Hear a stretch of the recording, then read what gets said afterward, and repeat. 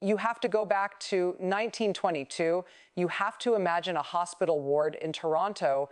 In those days, they didn't call it an endocrinology unit. They called it the dying room. It was a place of absolute despair. Inside, there were rows of metal cots filled with children. But they didn't look like children.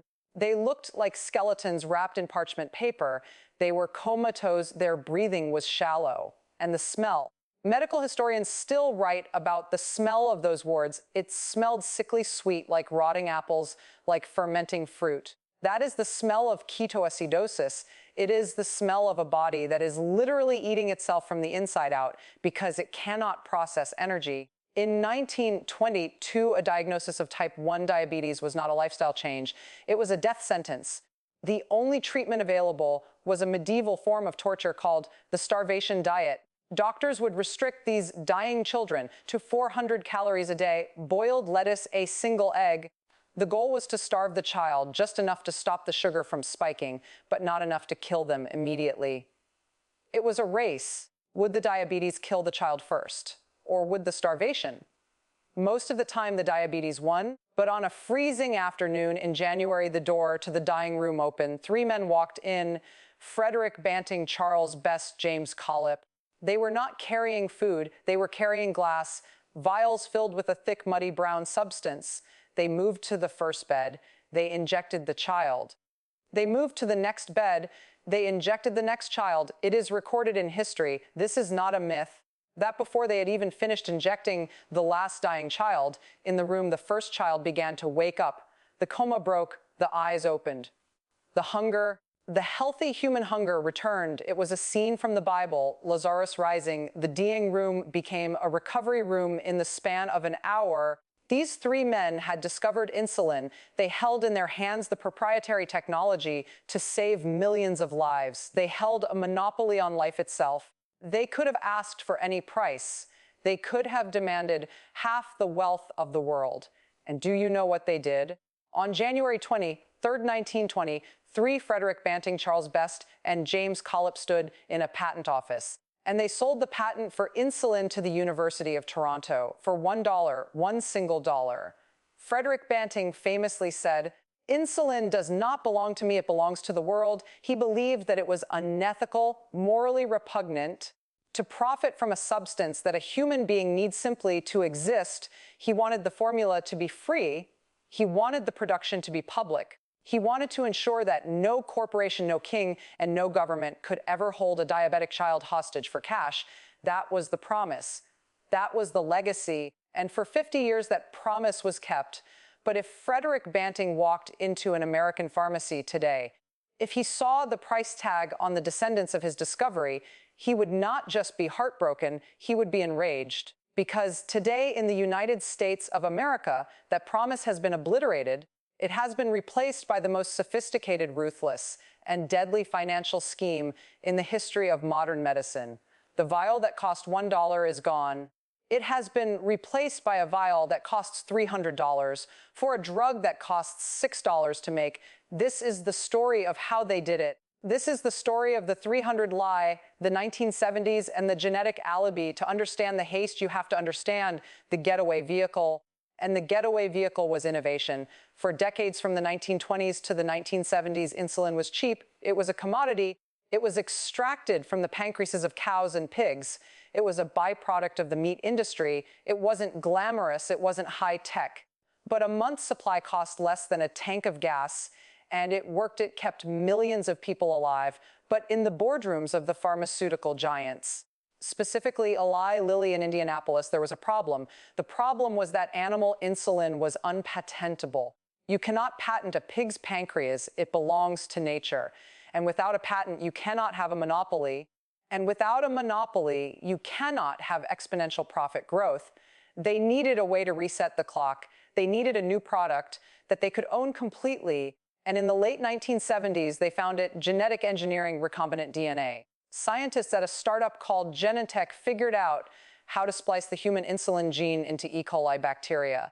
They turned the bacteria into microscopic factories that churned out human insulin. It was a scientific miracle. But for the pharmaceutical industry, it was a financial weapon. In 1982, Eli Lilly launched Humulin.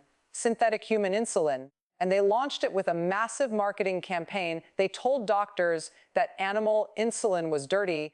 They told patients that animal insulin caused allergic reactions. Now, let's be clear about the science. Animal insulin did cause reactions in a very small percentage of patients, less than 5%.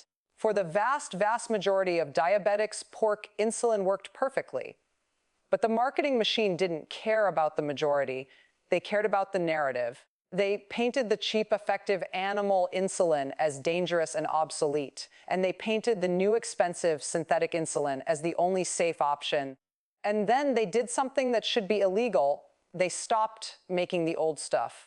Eli Lilly and later Novo Nordisk began to dismantle their animal insulin production lines. They forced the entire patient population to migrate to the new drug. They didn't offer a choice. They burned the bridge behind them. The $20 vial disappeared from the shelves. The $60 vial took its place. They realized something terrifyingly simply. If you delete the cheap competitor, the customer has no choice but to buy the expensive upgrade, because the alternative is death. This was the first betrayal, but it was only the beginning. The patent thicket. By the 1990s, the big three had formed: Eli Lilly USA, Novo Nordisk, Denmark, Sanofi, France. These three companies controlled and still control 90% of the global insulin supply. They are a cartel in everything but name, but they had a legal problem. Patents expire. The patent for Humulin was set to expire in the early 2000s. According to the laws of capitalism, when a patent expires, generics enter the market. Competition kicks in, prices crash. That is the social contract. You get 20 years of exclusivity to make your money back, and then the technology belongs to the public. But the big three decided that 20 years wasn't enough. They wanted forever. So they invented a strategy called evergreening. Here is how it works. Just as the patent on their blockbuster insulin is about to run out, they tweak the molecule. They change a single amino acid chain. They create a rapid-acting analog like Humalog or a long-acting basal analog like Lantus. They file a new patent. They say this is brand new technology. And then, just like before, they migrate the herd. They tell doctors that the old Humulin is now obsolete. They aggressively market the new analogs. They raise the price of the old drug to make the new one look like a better deal. They move the entire market onto the new patent before the generic version of the old patent can even launch. But they didn't stop at the molecule. They weaponized the delivery system. They realized that if you sell insulin in a vial, the patient can use any syringe. A syringe is cheap, a syringe is generic. So they invented the insulin pen, the Flex pen, the Solistar. These are patented devices. They are convenient, yes, but they are also a trap. Once a patient is used to the pen, they don't want to go back to the vial and syringe. And you cannot put generic insulin into a patented pen. The device locked the patient into the brand. Let's look at the data. Let's look at Sanofi's drug Lantus. This is the best-selling insulin in the world. According to a report by the patent watchdog group by McKay, Sanofi filed 74 patent applications on Lantus. 74. Did they invent the drug 74 times? No, they patented the fermentation process. They patented the sterilization filter. They patented the cartridge shape. They patented the mechanism that pushes the plunger. They created what is known as a patent thicket. Imagine a fortress surrounded by 74 walls. If a generic company wants to compete, they have to break down every single wall. They have to fight 74 lawsuits in federal court. It costs millions of dollars in legal fees. It takes 5, 7, 10 years. Most generic companies look at that fortress and walk away. They can't afford the war. So the monopoly remains unchallenged, not because the product is better, but because the lawyers are better, the evidence of collusion. So they controlled the technology. Now they had to control the price. And this is where the story moves from unethical to criminal in a functioning market. Competitors try to undercut each other. If Ford sells a truck for $50,000, Chevy tries to sell theirs for $40,000. They want to steal market share. But if you look at the price charts for insulin between 2009 and 2019, you see something very strange. You don't see competition. You see choreography. The Senate Finance Committee investigated this. They found a phenomenon called shadow pricing. Here is what the chart looks like. On one day, Eli Lilly raises the price of Humalog by exactly 11%. 2 days later, Novo Nordisk raises the price of Novolog by exactly 110%. A week later, Sanofi raises the price of Lantus by, you guessed it, they were moving in lockstep, perfect synchronization. They were signaling to each other. They were telling each other, we are not going to compete on price. We are going to raise the floor together. Why would they do this? Why not undercut the other guy and take all his customers? Because they know something about diabetics that car salesmen don't know about drivers. Demand is inelastic. Inelastic is a cold economic term. It means that price does not affect demand. If the price of a luxury car goes up, you don't buy it. If the price of insulin goes up, you buy it, because if you don't buy it, you die. The big three realized they were not selling a product. They were selling a ransom. And when you are holding hostages, you don't lower the ransom, you raise it until the hostage has nothing left to give. The PBMs and the rebate wall. Now, if you ask the pharmaceutical executives why the price is so high, they will point a finger. They will say, it's not us. We don't get all that money. It's the middlemen.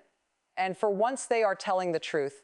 But the truth is even darker than the lie. Enter the pharmacy benefit managers, the PBMs, CVS, Caremark, Express Scripts, Optum. You might think CVS is just a drugstore. You might think Optum is just a data company. You are wrong. These three companies control 80% of the prescription drug market in the United States. They are the gatekeepers. They stand between the drug manufacturer and your insurance company. They decide which drugs your insurance covers, and they operate like a mafia protection racket. Here is the mechanism. The PBM goes to Eli Lilly and says, we control the insurance plans for 100 million Americans. If you want your insulin to be available to them, you have to pay us. They call this payment a rebate. But here is the twist. The rebate is calculated as a percentage of the list price. Think about the incentives here. If Eli Lilly wants to be the good guy and lower the price of insulin to $50, the PBM gets a tiny rebate, maybe $5. The PBM doesn't want $5. The PBM wants $50. So the PBM explicitly tells the drug company, do not lower the price. If you lower the price, we will kick you off the formulary. We will block your drug. The PBMs want high list prices. They pressure the manufacturers to raise the price to $300 so they can demand a $150 kickback. It is called the gross to net bubble. The money circulates in a closed loop between these massive corporations. The manufacturer pays the PBM pays the insurer pays the PBM. They are all getting rich off the spread, but who pays the list price? The uninsured, the underinsured, the diabetic with a high deductible plan. The patient walks into the pharmacy and sees a bill for $300. That $300 isn't the cost of the drug. It is the cost of the bribe that the manufacturer had to pay to the middleman just to get the drug on the shelf. The patient is paying for their own exploitation, and the PBMs protect this system with something called a rebate wall. If a generic company tries to enter the market with a cheap insulin, say a $30 vial, the PBMs block it. Why? Because a $30 drug doesn't have enough fat in the margin to pay a kickback. The PBMs literally ban the cheaper option because it is too cheap. This is why you can't find cheap insulin in America, not because it doesn't exist, but because the gatekeepers won't let it through the gate, the human cost. This is a lot of financial jargon, rebates, formularies, patent thickets. But we must never forget that this is not a story about money. This is a story about blood. We have a term in the American diabetic community. It is a club that no one wants to join. It is called the 26 Club. Under the Affordable Care Act, young adults can stay on their parents' health insurance until they turn 26. For a normal person turning 26 is a celebration. For a type 1 diabetic, it is the most dangerous day of their life. They fall off the cliff. Suddenly, they are facing the full list price of their survival. Let me tell you about Alex Smith. Alec was 26 years old. He lived in Minnesota. He was a manager at a restaurant. He worked full time. He was a responsible young man, but his insurance lapsed on his birthday. He went to the pharmacy to pick up his monthly supply of insulin. The pharmacist told him the total was $1,300. Alec checked his bank account. He had about $1,000 to his name. He was $300 short. He did the math. He thought, I can't ask my parents for money again. I can make this work. I will ration. He left the pharmacy empty-handed. He thought he could stretch his remaining supply until payday. He ate less. He took smaller doses. But type 1 diabetes does not negotiate with your bank account. 3 days later, Alex stopped answering his phone. His girlfriend went to his apartment. She found him dead on the floor. His body had gone into DKA. His blood had turned to acid. He died alone. He died because he was $300 short in the wealthiest country in the history of the world for a drug that costs $6 to make. And Alec is not an anomaly. Josh Wilkerson, 27 years old. He couldn't afford the brand name Insulin. He tried to switch to the older, unpredictable Walmart insulin that costs $25. It didn't work for his body chemistry. He died in his sleep. His mother, Erin, now spends her life fighting the companies that killed him: Jessamia David Scherer, Antavia, Lee Worsham, Jada Lewis. The list goes on. 1 in 4 American diabetics admits to rationing their insulin. That is 25% of the patient population playing Russian roulette with a syringe every single month. The executives at Eli Lilly know this. The executives at CVS know this. They have the data, they have the actuaries. They know exactly how many bodies this pricing model produces, and they sign the papers anyway. The patient assistance gaslight. Now, the PR departments of these companies will scream at this video. They will say, we have patient assistance programs. We give free insulin to people who can't afford it. You have seen the ads, the warm music, the smiling doctors. This is the ultimate gaslight. These programs are not charity, they are tax shelters. First, try to apply for one. The paperwork is a nightmare. It is designed to be difficult. If you make a single dollar over the poverty line, you are rejected. If you don't have a permanent address, you are rejected. But here is the scam. When a drug company gives away a vial of insulin, they get a tax write-off. But they don't write it off at the cost of production 6. They write it off at the market value 300. They manufacture a vial for $6, give it away, and deduct $300 from their corporate taxes. They are making money on the charity. The American taxpayer is subsidizing the very monopoly that is gouging them. It is a cynical, broken system designed to make them look like heroes while they rob the treasury. Why Congress does nothing. So where is the government? Where are the regulators? Why is this allowed to happen in America when it is illegal in Canada, illegal in the UK, illegal in Germany? If you drive across the border to Canada, you can buy the exact same vial of insulin, same factory, same label, for $30. Why? Because the Canadian government negotiates. The Canadian government says, we will not allow you to price-gouge our citizens. The American government says, how big is the check? The pharmaceutical industry spends more on lobbying than any other industry in the United States. More than oil and gas, more than defense. In 2022 alone, Big Pharma spent $372 million on lobbying. They employ 3 lobbyists for every single member of Congress. They blanket Capitol Hill with cash. They fund the campaigns of the politicians who are supposed to regulate them. And it's not just money, it's personnel. It is called the revolving door. Look at Alex Azar. He was the president of Eli Lilly USA. He was the man in charge of the company when prices tripled. And then he became the Secretary of Health and Human Services under Donald Trump. The man who hiked the prices became the man in charge of the nation's health. The fox was not just in the henhouse. The fox was the landlord. This is why Medicare was banned from negotiating drug prices for 20 years. This is why it is illegal for you to import cheap drugs from Canada by mail. The laws were written by the lobbyists for the lobbyists, the resistance. But there is good news. The greed became too obvious. The body count became too high. And finally, the wall is starting to crack because the federal government failed the people and the states are taking matters into their own hands. First, look at California. Governor Gavin Newsom did something radical.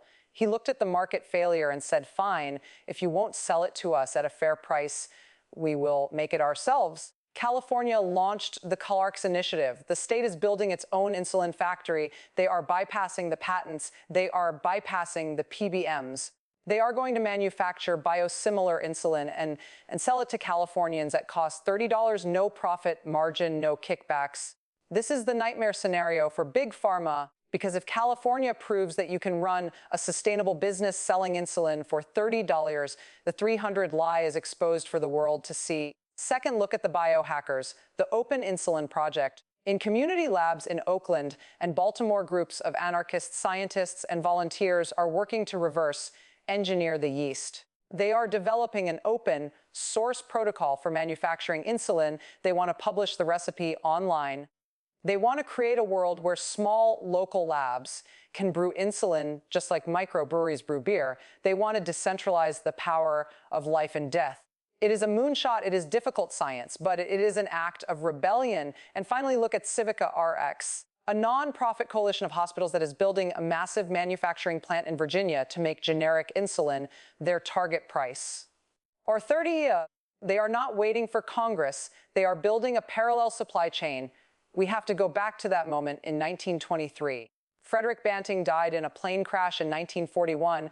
He died a hero. He died believing that he had solved a problem for humanity. He believed that science was a tool to alleviate suffering, not a tool to maximize quarterly returns. If he could see us now, if he could see the GoFundMe pages where parents beg for money to keep their children alive, if he could see the caravans of mothers driving to Canada in the snow to buy medicine, if he could see Alex Smith's empty apartment, he would be horrified. But more than that, he would be ashamed. The insulin crisis is not a medical crisis. We solved the medicine 100 years ago. It is a moral crisis. It is a choice. We have chosen to allow 3 corporations and 3 middlemen to hold millions of Americans hostage. We have chosen to value the stock price of Lilly over the life of the 26-year-old manager. The 300 Vial is a monument to our failure, but the cracks are showing. The 30 Vial is coming. The monopoly is ending, but it won't end because the companies grew a conscience. It will end because we finally realized that a cure is only a cure if you can afford it. And until that day comes, until the price drops to the cost of production, remember the names, remember the big 3, remember the PBMs, and remember the $1 patent that started it all. The system isn't broken. It is working exactly as it was designed. And that is why we have to burn it down